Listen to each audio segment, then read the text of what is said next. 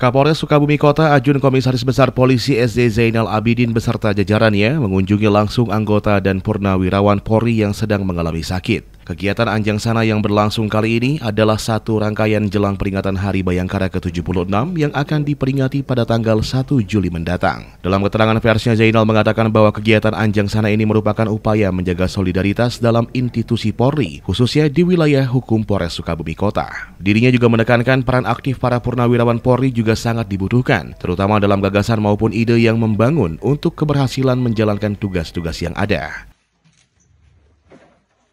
Dalam rangkaian peringatan Hari Ulang Tahun Bayangkara ke-76, kami dari Polres Sukabumi Kota hari melaksanakan kegiatan Anjang Sana. Yang pertama kami lakukan kegiatannya kepada seluruh purnawirawan Polri yang ada di wilayah Polres Sukabumi Kota. Kemudian yang kedua, kami juga melakukan Anjang Sana terhadap personil kita yang sakit.